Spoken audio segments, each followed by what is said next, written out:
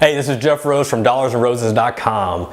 Today I want to share you 3 tips on how you can get more traffic to your blog by using a neat little strategy called guest posting. Whenever I first started my blog, goodfinancialsense.com, back in 2008, I was putting articles on my site. I was getting a little bit of traffic, mostly from family members and my grandparents and anyone else. But other than that, I wasn't having a lot of visitors. So I didn't really know how to get more traction, to get more visitors, get more views. And what I quickly learned, the surefire way to do so is by guest posting. And if you're not sure what guest posting is, let me give you a quick definition. Essentially what you're doing is you're writing a guest article or a guest blog post for another blog so that you're getting your voice, your blog, and your ideas in front of an entire new audience. So these people don't know you, and then whenever you do your guest post, you are able to get a link back to your site. So hopefully these people will like what you're saying and they'll come over and check you out on your site. So instead of guest posting blindly, today I want to share 3 tips on how you can improve your guest posting strategy. So the first tip has to do with a little bit of housekeeping.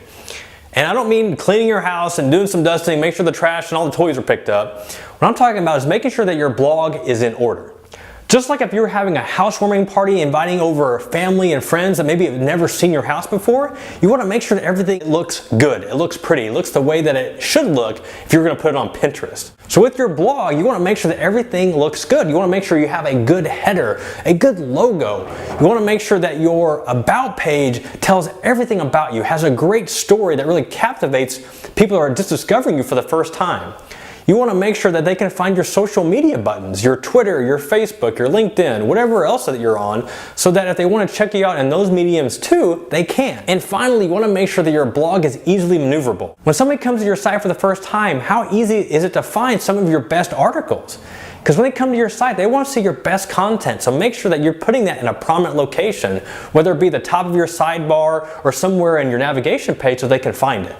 The second tip will help you land guest posts on some of the bigger sites, some of these bigger blogs that you're following and been following for a long time, to make sure that they at least read your email and will most likely publish your post. Before you send this email out to this blogger hoping that they'll accept your guest post, make sure they know who you are first. If they're on Twitter, if they're on Facebook, make sure that you're communicating with them. Make sure that they know that you exist and that you're an interested reader of their blog. If you like their blog posts, make sure that you're commenting frequently so that when you actually go to solicit them for a guest post, you're not a complete stranger. They know who you are. They know that you're an avid fan of their site and you're just not writing a guest post to get a link back. You have to realize how many emails a day that some of these big bloggers get trying to get guest posts on their site. So you want to make sure that you're really different than everyone else soliciting. So make sure that they know you, that you're not a complete stranger, so they'll at least open the email and appreciate what you're trying to provide. And the third and final tip is to make sure that you do plenty of research before submitting your guest post or your guest post idea. I can't even tell you how many guest post solicitation emails I get each and every day of people that haven't even read my site. They just say, oh, I found your blog, it looks good, I want to send you this guest post so I get a link back. Let me give you a quick hint. These people do not get a guest post on my site and they don't even get an email back. If you're not going to take the time to at least read my blog and know what I'm blogging about, then why would I put a guest post on my site with you? And also make sure that your guest post isn't generic. Bloggers all day long get, oh, I want to share this 5 tips to do this or 10 variations to do that. We get that stuff all the time. Make sure it's unique. Yes, you can put that 5-tip spin on it, but make sure it's just not some other guest post that you can find in any random site. Go through that blog and see what they've written about in the past and find out a way that you can either complement a prior post that they've written about or take a unique spin and offer your own content, your own ideas to it. Make it unique, make it compelling, and give it your voice. Guest posting was one of the best strategies for my blog starting out. Because of it, I was able to get in front of thousands and thousands of new readers and new eyeballs. And I want to say in that first year that I guest posted between 25 to 30 different sites.